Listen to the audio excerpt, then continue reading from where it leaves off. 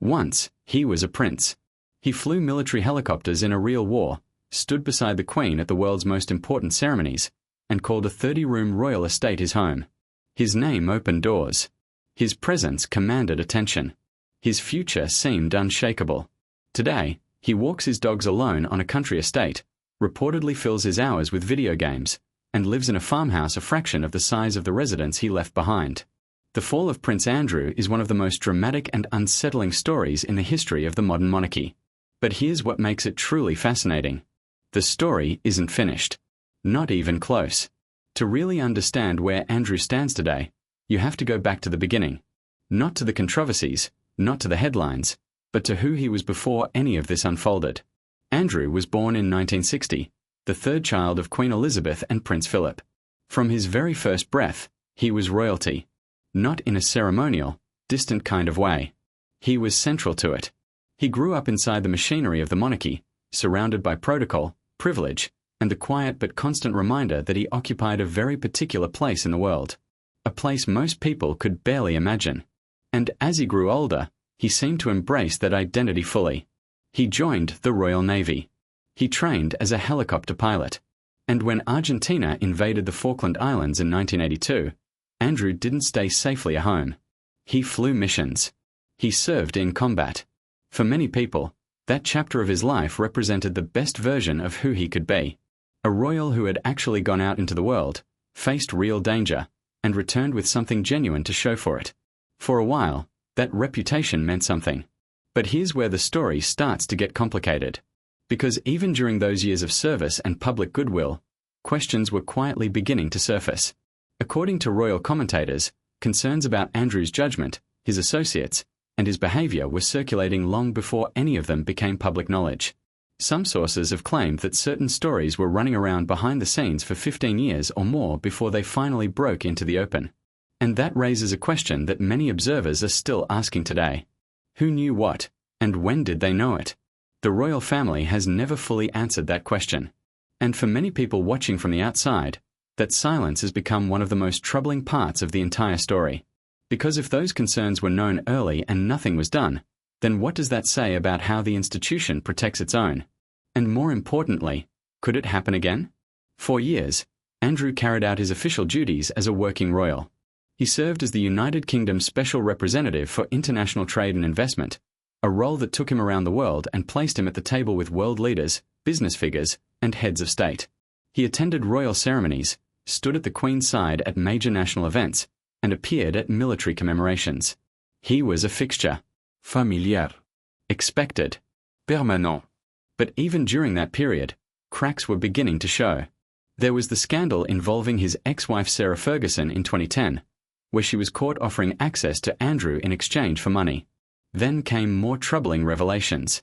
Reports of a High Court case in 2022, where significant sums of money found in the York family's accounts could not be satisfactorily explained.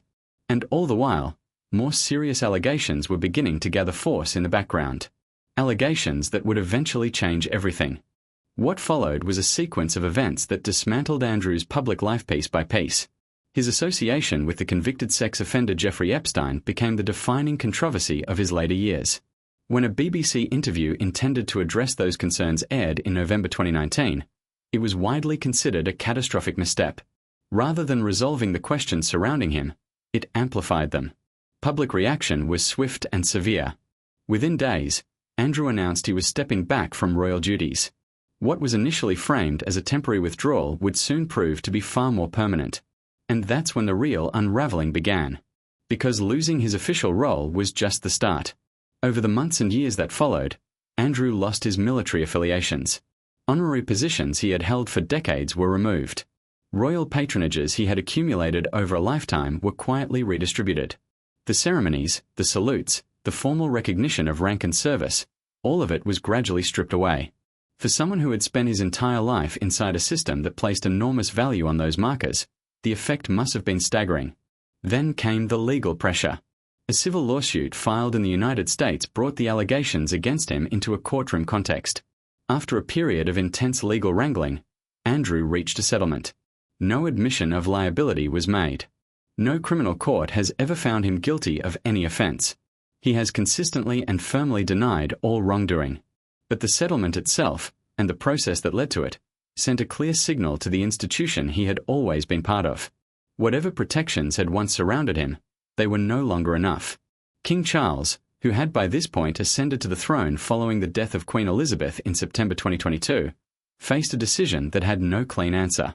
On one side sat family loyalty and decades of shared history. On the other sat public confidence, institutional credibility, and the long-term survival of the monarchy itself. The choice he made was unmistakable, even if it was never stated in a single dramatic announcement. Andrew's remaining privileges would be reduced. His position within royal life would contract further. The monarchy would create distance, and it would do so methodically. But here's what many people didn't expect. Andrew didn't simply accept that new reality and retreat quietly. According to multiple reports and royal commentators, he pushed back. Not loudly or publicly, but behind the scenes, the negotiations were reportedly lengthy, difficult, and at times, deeply uncomfortable for everyone involved. The focus of those tensions, at least in the public telling, became Royal Lodge. The sprawling Windsor estate had been Andrew's home since 2003. He held a long-term lease on the property. He had invested in it. He had built his life around it. And when pressure began building for him to leave, he reportedly refused to go quietly.